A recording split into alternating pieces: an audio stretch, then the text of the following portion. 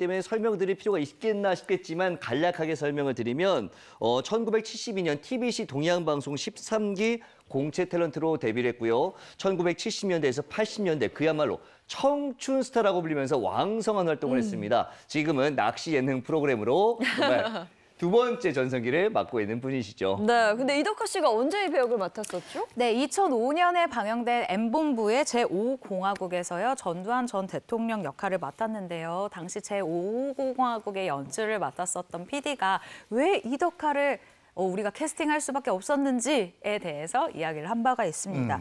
이 역할에서 보여주고 싶었던 캐릭터입니다. 그 부분이 좀 뭔가 이덕화 씨의 걸걸한 목소리 그리고 호탕함, 남자다운 카리스마가 역할이랑 좀 잘 맞는다라고 생각을 해서 캐스팅을 주저하지 않고 선택했었다고 밝혔습니다. 그런 캐스팅된 것도 많은 분들의 관심사였지만 여기서 더 관심을 끈 것이 이덕화 씨가 가발을 벗는가. 맞아요. 이 맞아요. 부분이었잖아요. 네. 왜냐하면 전두환 전 대통령이 이제 고인이 되셨지만 그때 생전에 이제 대머리셨잖아요. 그러니까 머리가 좀 없었잖아요. 그러다 보니까 이덕화 씨 원래 머리 그럼 가발이었으니까 이번에 벗는 거야? 관심이 많았는데 이덕화 씨가 생전에 이렇게 얘기했기 때문이에요. 나는 잘 때와 샤워할 때만 요 가발을 벗어서 옷걸이에 잘 걸어둔다. 그 외에는 꼭 쓰고 있다라고 했는데 이거 어떻게 되나 했습니다.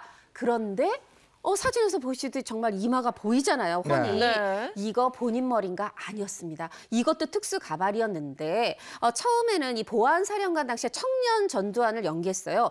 요거에 또 그때 머리에 막는 특수 가발 쓰고 이 시간의 흐름에 따라서 마지막 이제 대통령이 돼서 할 때까지 총 3개의 가발을 준비해서 매번 분장으로 쓴 거였습니다. 네, 그런데 실제로 이덕화 씨가 이 배역을 맡기 전에요. 이 전두환 전 대통령을 만났던 적이 있다고 들었어요. 네, 맞습니다. 지난 2005년도에요. 이덕화 씨가 제5공화국 기자간담회에서 이 전 대통령과의 생전의 이 일화를 공개를 하기도 했었는데요.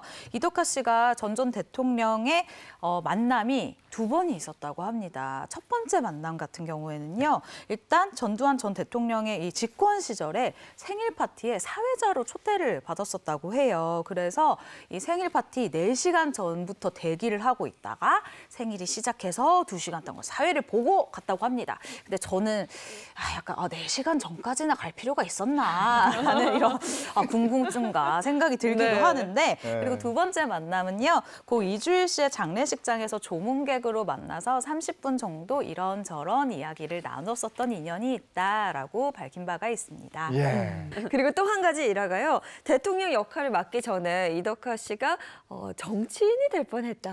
네, 이런 맞습니다. 얘기죠. 실제로 출마하기도 하죠. 네네, 네, 그렇죠. 맞습니다. 될 뻔이라고 하셨는데 정말 될 뻔했었습니다. 1996년도에요. 신한국당 소속으로 15대 총선에 출마를 했었습니다. 될 뻔이라고 했잖아요. 정말 근소한 차이로 이 낙선을 하게 되는데 약 1,400표밖에 되지 않았어요. 차이가. 너무 적죠.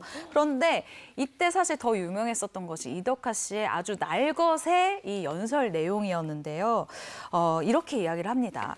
고민해보니까 정치는 생선과 비슷한 것 같습니다. 가장 신선해야 합니다. 꽁치, 갈치는 상하면 내다 버리면 되지만 정치가 상하면 국가가 다칩니다. 라고 지금 생각해도 정말 생생한 아주 날것의 연설을 했었어요. 결국 이덕화 씨, 이 본인처럼 부패하지 않은 신선한 인재를 뽑아야 한다라는 것을 아주 좀 직접적으로 얘기를 한 연설로 회자가 되고 있습니다. 근데 이덕화 씨는 언제부터 정치하고 인연을 맺은 거죠? 요것도 좀 그 시작이라고 볼 수 있을까요? 1992년 대선으로 올라가는데 이제는 고인이 되신 김영삼 전 대통령 당시 이제 대선 후보였어요.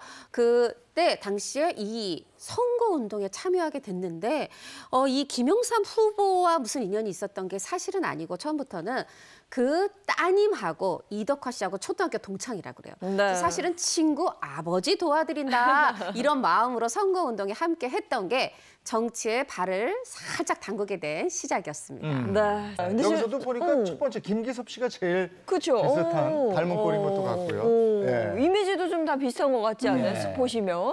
자, 다음 느낌이 대통령으로 나요. 넘어가죠. 네, 바로 다음 대통령 넘어가 보도록 하겠습니다. 네. 자, 다음 대통령 고 김영삼 전 대통령입니다. 네. 고 김영삼 전 대통령 30여 년 동안 전두환, 박정희, 전두환, 노태우로 이어져 온 군인 출신 대통령이 아닌 일반인 대통령이죠. 민간인 출신 대통령입니다. 고 김영삼 전 대통령의 경우에는 기룡우 씨, 임동진 씨, 이영하 씨, 김용건 씨가 역을 맡았었습니다. 저 배역들 중에서는 특히 이제 기룡우 씨가 기억이 나죠? 네, 가장 많이 하셨던 것 같은데 네, 비슷했고, 맞습니다. 네. 기룡우 씨가 다수의 이 역할을 맡았는데요. 3번 정도를 맡은 것으로 알려져 있고요. 그리고 제4공화국에서 임동진 씨, 그리고 코리아 게이트에서 이영하 씨, 그리고 제5공화국에서 김용건 씨가 아주 훌륭하게 역할을 또 소화를 해냈습니다. 네, 그럼 이제 수현 씨 또 다음 대통령 한번 볼까요? 자, 빠르게 대통령들이 넘어가고 있습니다. 다음 네. 대통령 바로 고 김대중 전 대통령입니다. 고 김대중 전 대통령은